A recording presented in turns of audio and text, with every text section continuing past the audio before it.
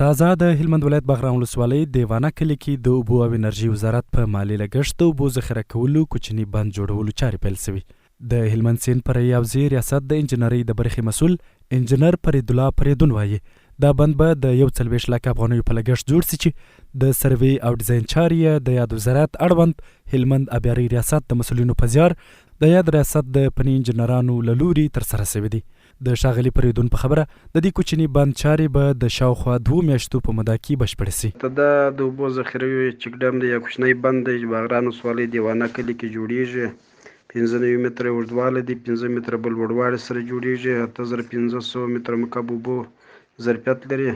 چې بودیجه مالی برخه د اوبو انرژي وزارت د دې ادارې لخوا سروې او ډیزاین شوې ده او په 1.4 لک افغانۍ او خصوصي سکتور سلطان افغان په نامه شرکت هغه ته ورکړل شوی دی چې په 6 هفتو کې به انشاءالله چې چارې نن شروع شي او 6 هفتو کې به د خیر سره تکمیل شي. پر همدې مهال بیا شاولي د هلمند یو تن اوسېدونکی دی، وایي دا ډول بندونه د اوبو ذخیره کولو لپاره ګټور دي او که اسلامي امارات په دې برخه کې نور همکار وکړي چې په دې سره به د ځمکې لاندې اوبه هم رالوړې شي. د چک ډیمونو جوړول په سیمه کې د اوبو د مهار لپاره زما په اند ډېر ګټور تمامېدلی شي، په دې خاطر چې موږ ښه مثالونه لرو په هغو سیمو کې یا په هغو ولسوالیو کې چې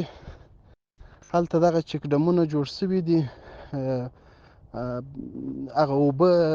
راپورته شوي دي، د برمو اوبه موږ ښه مثال ورکولی شو.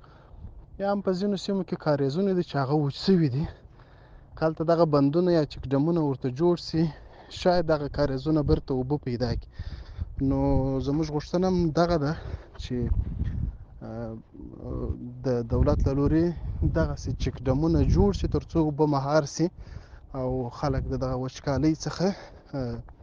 وژغورل شي. باید وویل شي چې د هلمند ولایت مقام اړوند ریاستونو په زیار او ګډې همکارۍ د اوبو مهارولو او نورو رغنیزو اقتصادي چارو بهیر له ډېره وخته په بېلابېلو ولسوالیو کې پیل شوی دی چې لا هم روان دی او راتلونکي وخت کې به نور هم دا کارونه ګړندي شي.